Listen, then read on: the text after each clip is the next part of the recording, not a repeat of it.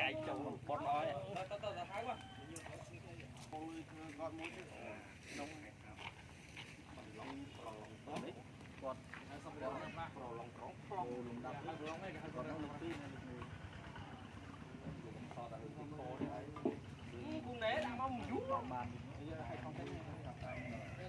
cái nào phải học trình chuyên học trình phải hay lắm anh nhung bài hơi thế nhung biết bắt đấy hot cô mà nó có hot rồi bắt đây nhung bạch cái bắt đâu ấy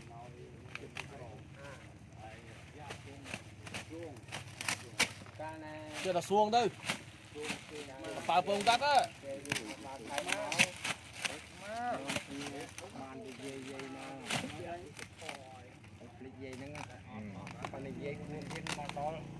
rất là say mo